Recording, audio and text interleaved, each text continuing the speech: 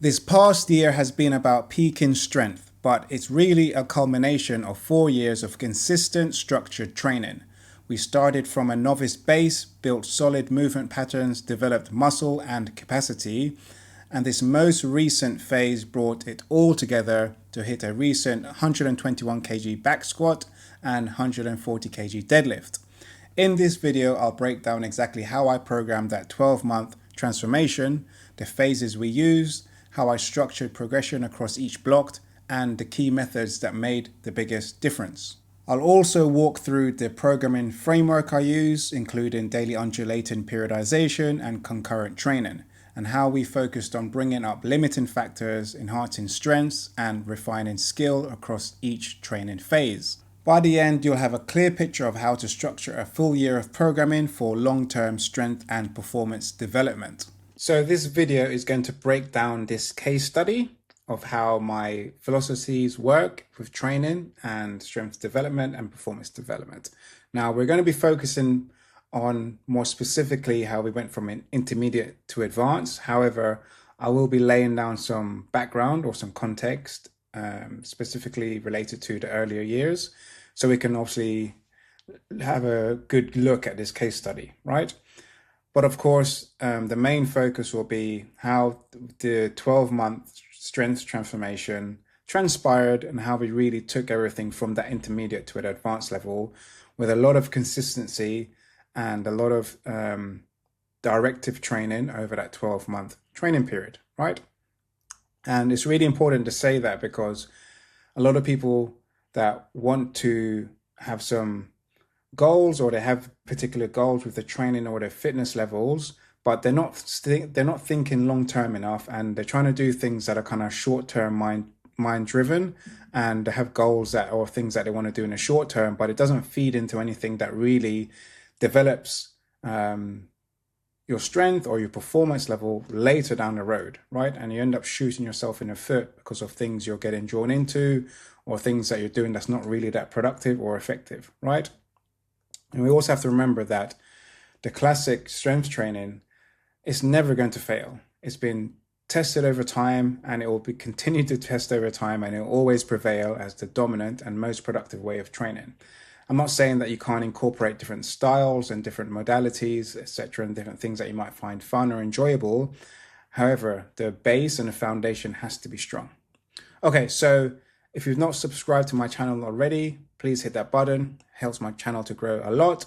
And of course, if you like the video, hit the thumbs up. That also lets me know what sort of content you like. And of course, if you've got any questions or any comments, hit them in the comment section below. So first of all, we'll lay down some groundwork. So this is my girlfriend, and she's been training with me since she was a novice, basically, right? Now, she's in her early 30s, so obviously her training age in terms of when she started strength training was quite late, okay? But that doesn't mean that she wasn't able to develop herself to a good level and then has pushed beyond that now. So as we stated here, she's in her early 30s, and strength age at the point of beginning structured programming was at a novice. She was literally at a novice, right? Her previous experience was just general training, classes, stuff like that, and also training in the gym, lots of running. But at the time, her main goal was orientated around being skinny, and it wasn't really focused on developing her strength, developing her physique, but especially not in the way that she has developed now. But obviously, once we started programming and said, we're going to do this, then she started to see the difference and wanted to actually pursue those strength goals and muscular development. And then there was a period of time where she had to kind of unlearn stuff and break down old habits, and especially things about like she's very quad dominant. So I don't know who told her that. It was someone, she must have got it into her head, or someone told her that it wasn't ideal or whatever, but it led her down a path to like avoiding training her quads and just focusing on the glutes. But it doesn't really work that way, especially when you want to develop your glutes.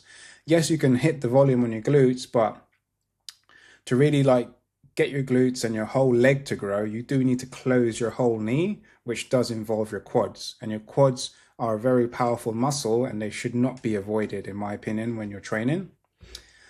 So some lifestyle factors there to talk about is she works full-time in a city, plus there was a lot of education needed on recovery and nutrition to obviously reap the benefits of this training. And also there was a lot of education needed on how she trains and the quality of her training, right? So the context of that starting point mostly was to identify initial weaknesses and develop movement pattern. So year one of her training consisted of very basic stuff. I'll play some of these videos. So one of the key indicators, or one of the key things I like to do with someone who's a novice, and a lot of people get this wrong, is they tend to put a barbell on the person's back right away. Now, this isn't a good strategy for someone who doesn't know particularly how to squat well, but also doesn't know how to organize their limbs, find good depth, be resilient to intensity, being able to tolerate intensity, able to utilize pauses, constraints, understand programming. So I like to keep things simple while we teach that person the basic fundamentals, and then we build that intensity from there. And once you get to a place where you're doing uniform reps, you're able to manage intensity, you're able to apply feedback, and you're able to exhibit the motor pattern improvements that we want to see, then we can start progressing to the barbell, right? Now, this is totally dependent on the person, obviously, and we have to remember everything is context driven, okay? But also, we also have to remember that the underlying principle to get results is consistency. Now, all of the training principles that I'm going to talk about, and many of the training principles, they all work, right? But they don't work if you're not consistent. Now, one thing about my girlfriend is she is incredibly consistent. I think in the last year alone, she's probably missed like a handful of sessions, maybe because of holidays, work, etc., but no fault of like, oh, I don't feel like going to the gym. Yeah.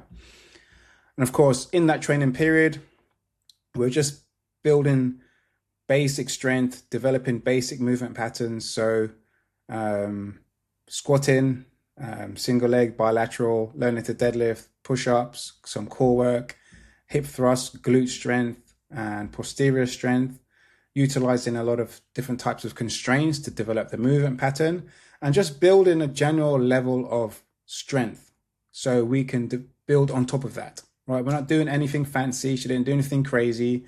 She's still doing the same movement patterns now that she did at the start.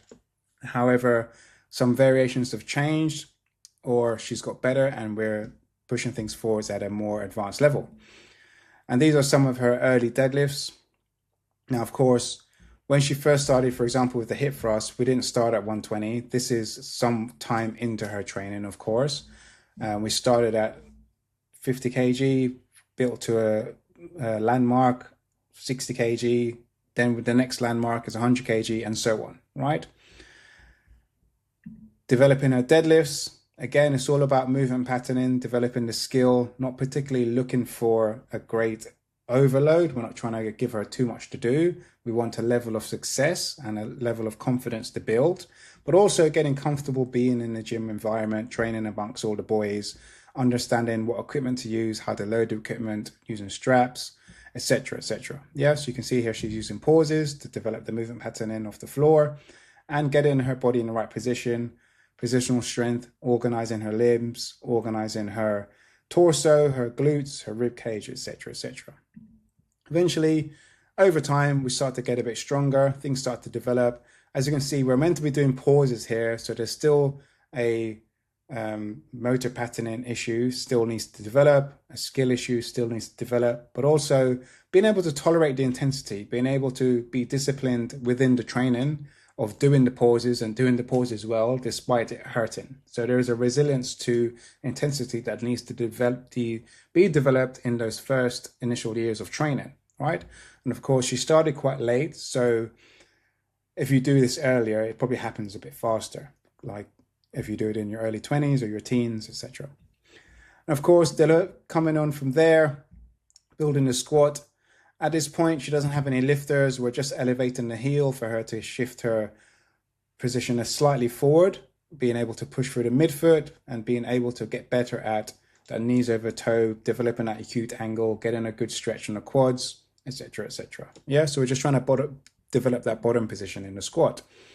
So again, here, utilizing some pauses, getting comfortable sitting in the bottom position and making sure we're developing strength, power, but confidence down there as well. And knowing how to maintain her position as she's driving up against something that is trying to push her down, or especially when you sit in the pause, it can feel quite heavy. You don't only get pushed forward by the barbell, and you want to be able to push against the barbell, maintain your torso position, maintain your leg drive, etc., etc. Okay, so moving on to in terms of what sort of programming framework I use with my clients. Now, I do tend to blend things a little bit, but it's kind of a case of you need to learn the rules first before you can break the rules. So I've been doing this for a very long time, 15 years at the time of recording this video. I've utilized many different types of training styles, modalities, had many mentors, many coaches that use different types of systems. And these are the systems I have settled on after X amount of years training, but also getting direct feedback to what actually works out there in the field, so to speak, right? On the gym floor, working with online clients, working with remote clients, etc. Now, my programming framework orientates around a blend of linear to undulating. So I will build from a novice to advanced, and that will go from linear, novice to intermediate. And once that person actually gets towards that advanced level, we'll move towards undulating. Now, it doesn't mean that I won't utilize elements of undulating or elements of linear, because it's all context driven, right? And you cannot derive truth without context. So a lot of what I do, yes, I will have a programming framework that I'm trying to utilize, but a lot of what I do is making that fit the person, making it fit their lifestyle, making it fit their goals, and then I will move things around to make it fit that person, right? If someone has more flexibility, then we can run the whole system as an advanced system. If they don't, or if they're a novice, then we start at a certain point. It's all along a spectrum, and I'm just trying to move that person along the spectrum over months and years of training, and obviously moving towards more advanced. So starting with linear progression, obviously some of you have heard of this before, and the definition is linear progression involves gradually increasing load or intensity over time while reducing reps or maintaining volume. It's a simple and effective model for building foundational strength and technical consistency. This is as basic as it gets, and I run this all the time with clients, and it never fails. Yeah, it literally never fails. The only time I shift or blend undulating stuff is when things get more advanced, or we need to implement more fatigue management, or there's other elements of things that we need to consider. All right. How this works is each week the athlete trainee's goal is to lift slightly heavy weights, something like 2 to 5% increase, while total reps or volume stay stable or slightly decrease. Benefits of linear progression are it's simple, predictable, and easy to implement. It builds technical consistency and confidence under load. It's great for novice and early intermediate lifters, and creates measurable progress in short controlled blocks. Yeah. And as this diagram outlines, intensity goes up as volume comes down. It's as simple as that. Yeah. So undulating or daily undulating. There is also a variation called weekly undulating, which I do sometimes blend as well, depending on that person's programming, what specifically they're doing, and whatever lifestyle factors that might be interrupting their training. However, I'm just going to settle on daily undulating for now. So the definition of daily undulating is a programming model that changes intensity and volume within the week rather than across longer blocks. So heavy, moderate, light days. And it will look like this within a week compared to the linear, which may look like this, and so on. Yeah. Or even that's like maybe a month, right? And this will look like something like that in a month, right? But you get the idea. So why and the benefits? So it's very good at preventing plateaus by constantly challenging the body with varied stimuli. It allows multiple quality, strength, hypertrophy, power to be trained concurrently. and it reduces monotony and fatigue accumulation. It's great for intermediate lifters who need frequent exposure to lifts but can't tolerate high intensity every day. So it's good at moving an intermediate to an advanced level, or it's good at an advanced person being able to maintain that level or excel even further. I've left an example set up here. I'm not going to read through it. If you want to have a look at it, you can pause the video, you can screenshot, but I'm going to keep it moving. Now, moving on to the final element of my programming framework is concurrent training, which involves power, strength, hypertrophy. That's basically how I layer the session, each individual session. So the definition of that is a long-term macrocycle approach where each phase prioritizes one quality but maintains exposure to others, creating overlap and transfer between phases. Why and the benefits: it builds complete athletic strength, neural drive, force output, and muscle cross-sectional area, prevents detraining of other qualities. Prevents detraining of other qualities. For example, you're maintaining hypertrophy during your power blocks and you're maintaining neural drive, power during any phase that you're running at that time. Yeah. It enhances skill under different loading conditions, ensures long-term progression without burnout or stagnation. Now, this is one of the most important elements as to why I use concurrent training, because when you pair it with linear or undulating, it's really good at not allowing the person to stagnate for too long, because there's always something you can adjust or move the dial on the spectrum to make sure that person progresses by picking up on the limiting factors, what areas they need to work on, what sort of constraints you might be using at that time to develop the skill. Again, there is an example structure here. I'm not going to read it all out. I've put that there. So if you want to have a look at it, you can pause it, you can screenshot it, you can save it for later if you like, and have a play around with it. So at this time, she's come up to 3 years of training, and thinking about what I've discussed here, we can see how she's progressed through her motor pattern development, her skill, her strength, etc. Yeah. So starting very basic novice with the hip thrust, she's still doing hip thrusts today. This was some time ago now, but it's like a 200 kg hip thrust, maybe for 3 or 5, I can't remember. It's got to the point now where she's hip thrusting 180, 190, 200, 220 regularly, and I don't really pay much that attention to it because she's got to a good strength with it, and we're just using that to keep developing her posterior chain, her glutes, and get the glute growth that she wants. Now, there's obviously many other exercises that are utilized within the programming that I don't have videos for. And obviously across years of training and months of training, then there's going to be a rotation of different exercises that we want to focus on or develop, or making sure that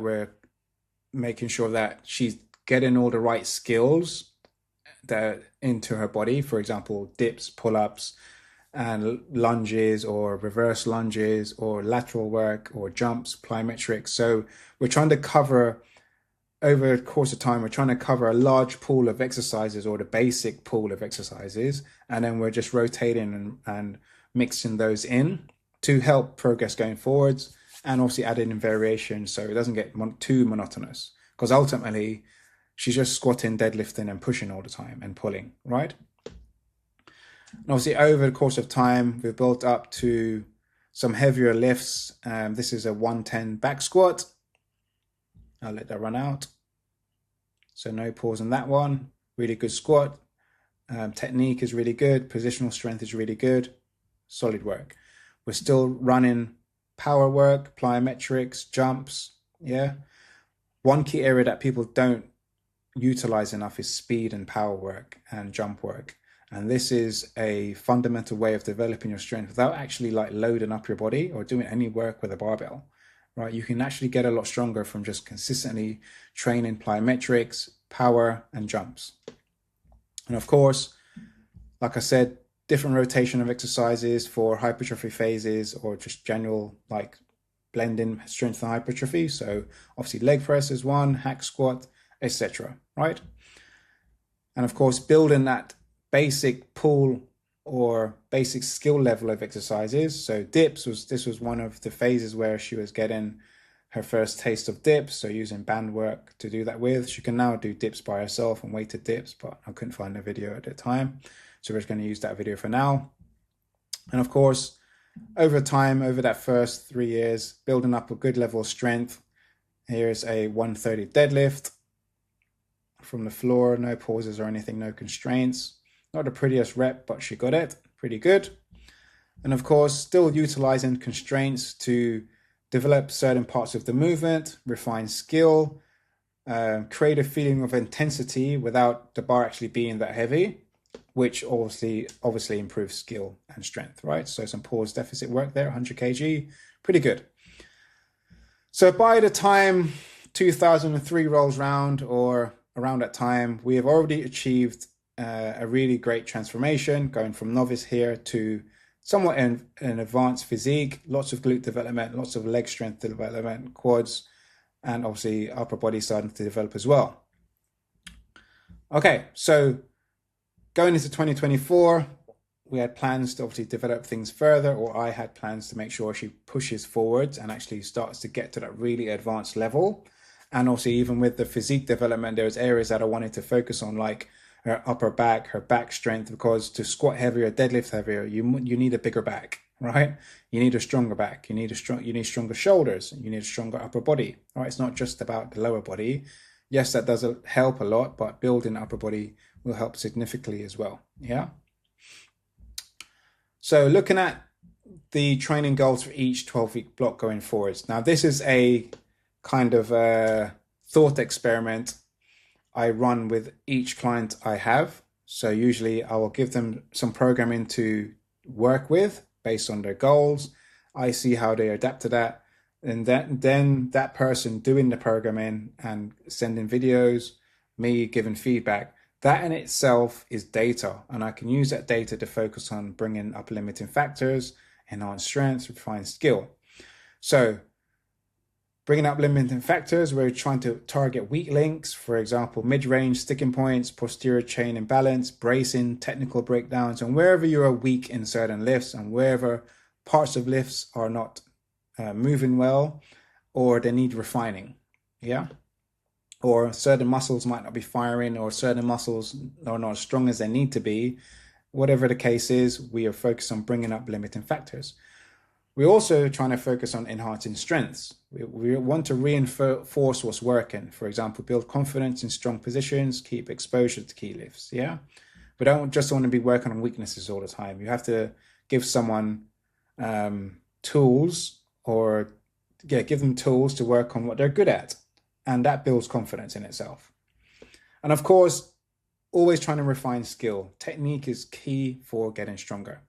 So improving movement efficiency, bar path, motor control under load, your ability to tolerate max effort, ability to tolerate intensity, your capacity, and all of that, especially near max attempts.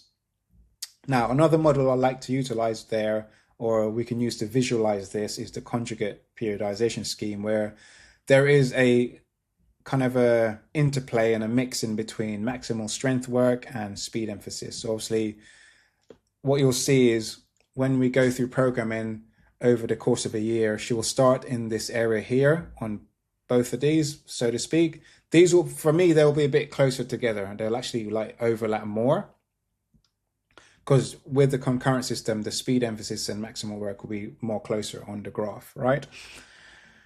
However, she'll start the year here, move to the next phase, move to the next phase, and the final phase is where we are now, where she's peaked into this area here. And what I plan to do is just bring her to back off a bit on the next phase. I will still allow her to try and maintain some of that strength with some lower volume maximal efforts, but I'm actually going to shift her into a bit of a more bodybuilding phase, just to give the body time to recover, some more musculature work. But also, we can't stay here forever, right? It's not ideal and it's not sensible. So we've had a good run for 12 weeks, literally for 12 weeks, and we need to back off now, yeah? And of course, try to retain some strength there. And that will entail reorganizing some of the sessions that she's doing, bringing in a little bit more bodybuilding modalities, maybe moving her down the scale a little bit away from those maximum efforts. And we're still going to keep in a lot of those speed emphasis stuff, rotate in different areas, thinking about what limiting factors we've seen on this block, and obviously working that into the next phase. Okay, so looking at the training block from January to March, the limiting factors we wanted to focus on was addressing weak links and movement efficiencies to build stronger foundation. Some areas we wanted to work on is a foot and ankle resilience. So utilizing variation like pogos, single leg work, banded drills to improve midfoot strength and arch and stability, essential for balance and force. In a lot of her lifts, she wasn't able to project through her midfoot a lot, drifting onto the heel, not utilizing the quad too much, glutes taken over in some of the squats and back squats. So there's an area that we did focus on at that time. There was a lot of different variation with paused and unpaused front squats and paused deficit deadlifts work. Obviously, that was to help build control and positional strength out of the hole in the front squats, develop the quad strength, and obviously with the deadlifts, reinforce starting strength and tension through the posterior chain. Starting strength is really important in deadlifts to actually get a good, strong deadlift off the floor. The benefit there was to improve stability, better bar path consistency, and reduce energy leaks through that kinetic chain.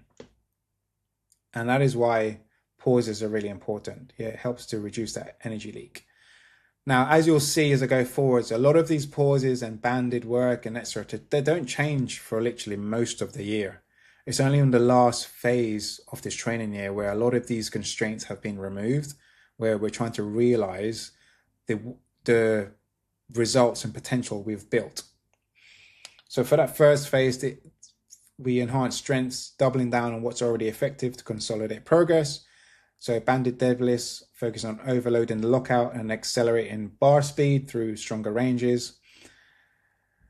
Higher volume back squats plus pauses, so build fatigue resistance and improve bottom position strength. We also included AMRAP sets after heavy doubles or singles. Obviously, that feeds into hypertrophy. It does develop top-end strength after those heavy singles and doubles and expose lifters to higher effort sets without excessive volume.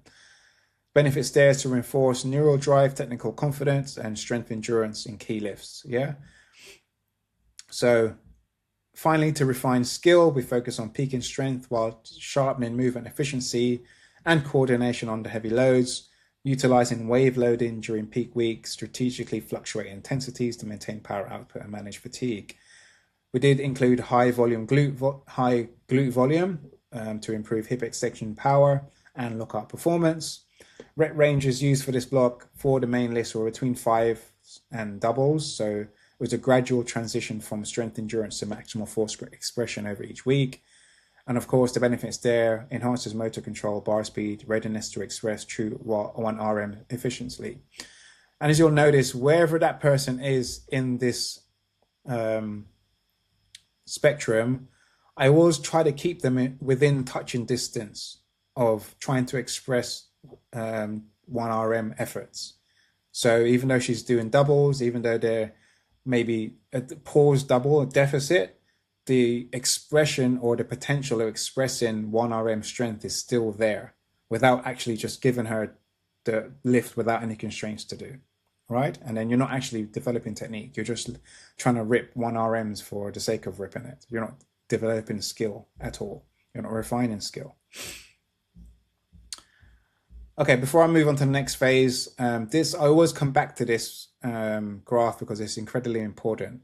Now, like I said before, from the start, she was just squatting, deadlifting, pushing, and pulling. That is specificity, right? We have to remember that to achieve high levels of strength, high levels of fitness, the main fundamental theme has to be specificity. Then we go into overload, and then we go into fatigue management.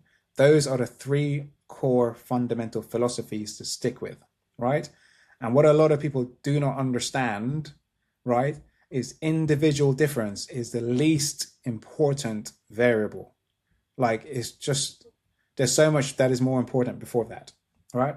I'm not saying that we don't apply context to what we're doing, because clearly I've shown you that we are. We take the frameworks, we take the philosophies and the concepts and the things that work, and we apply that to the person and we make it fit, right? Now, even though that being said, there is tailoring to the person and individual difference is the least important, but specificity, overload, and fatigue management are much more important, and those are the key things you need to focus on going forwards. And of course, without consistency, none of this matters. So looking at training block from April to June, so limiting factors there, we continue to work on targeting weaknesses and technical breakdowns to create a stronger, more balanced foundation. So mid-foot isometric work, improved foot stability and force transfer through the kinetic chain. We did a lot more deep tier jumps and broad jumps to develop reactive strength, coordination, and projection through full ranges. And at this time, we increased upper and lower body volume generally to build overall muscle mass to support greater strength potential. Now, benefits there, obviously enhanced structural balance, improved stability, and better movement control under load. Enhancing the strengths, we focused on building on what actually drives progress, increasing load tolerance and technical confidence. Now, at this time, I did increase her volume because I decided or come to the conclusion that she needed more volume, she needed more practice, right? Because of the things that we achieved before, we needed more practice. So there's no point peaking her anymore. Yeah, so we backed down that. So we came down that graph. So instead of going up, we came back down for a block. Yeah, just to allow more skill refinement. Okay, so the higher volume on the front and back squats was ranges between 6s and 3s. So as gradual intensity increased to develop both hypertrophy and maximal strength. Pause deficits and banded deficits stayed in to reinforce starting strength, improve bar speed, and strengthen weak ranges. And of course, we still had AMRAPs after heavy doubles, singles, and triples, obviously to stimulate neural drive and strength endurance while testing fatigue resistance. Benefits there are improved force output, work capacity, and consistent performance across rep ranges. To refine skill, we focused on continuing to peak strength while sharpening technical precision and load management. Wave loading again was used during peak week, varying intensities to maximize neural readiness while limiting fatigue. High glute volume was still maintained to build hip extension power and enhance lockout strength. And the benefits there we achieved was increased efficiency, smooth the bar path, and readiness to express maximal strength with control and precision. Okay, now coming towards kind of the back end of summer, training block July to August, the limiting factors we focused on bringing up there was targeting muscle imbalances and weak links to build a stronger, more resilient base. We increased upper body volume to develop overall hypertrophy to support pressing and pulling strength. At this time, we increased pull-ups to twice per week instead of once per week, building vertical pulling strength and upper back stability for better posture and bracing. We also introduced weighted pull-ups. We increased shoulder and back hypertrophy work also, as mentioned here, to improve upper body balance, posture, and bar control. And of course, like I mentioned before, there's a lot of emphasis on developing our upper body strength and back musculature to help with those main lifts. The benefits there were enhanced muscle balance, stability, and strength potential for heavier compound lifts.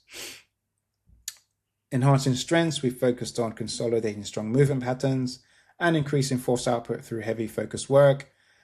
At this time, we rotated in direct heavy RDLs, working between 8, 6, and 4 reps across those 3 weeks, that mesocycle, to focus on strengthening the hamstrings, further strengthening the posterior chain for improved deadlift power and hinge control.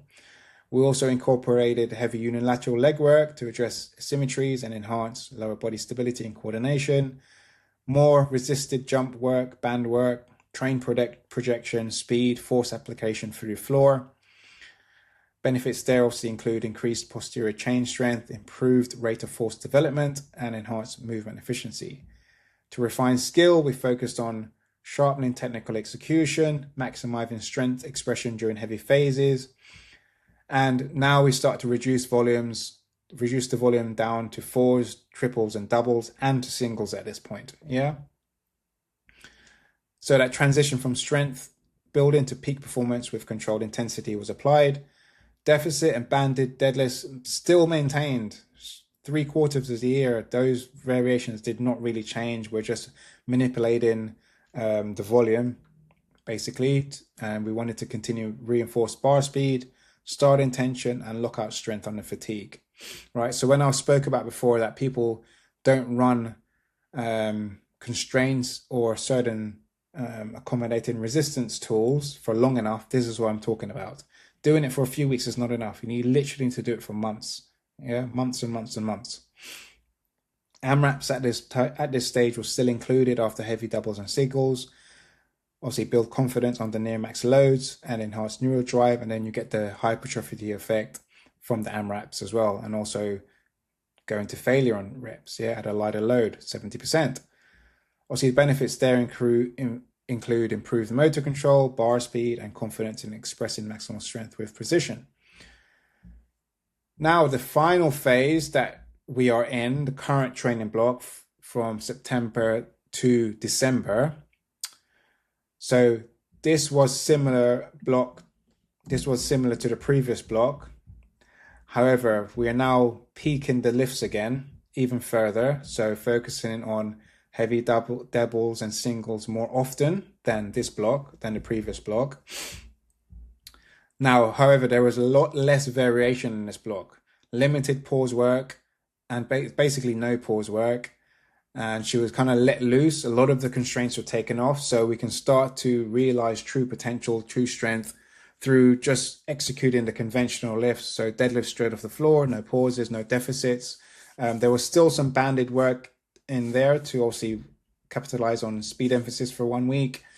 There's still some pauses in there, but for the most part, there was less variation. And this is where she's had time to accumulate practice without the pauses through this 12-week block and actually realize and start pushing her true 1 RM up from all of this work that we've done before.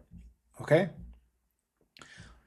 Weighted pull-ups were also continued, and these were increased in terms of going from like 5s down to 3s and actually doing some singles and doubles. Now, I will overlay some videos to show the strength potential that she achieved going from the intermediate level to advanced. There was 120 doubles, 121 singles, 140 deadlifts, some 130 of blocks, some 130 banded work. So her strength over that whole training period has really excelled. But this is down to obviously the underlying framework that I've utilized, the consistent progression of everything, the consistent focus on refining skill, but also sticking to these principles. And of course, consistency. Without consistency, she would not have achieved any of these results whatsoever. Yeah. I think that's it. Thanks for watching. Hope you enjoyed it.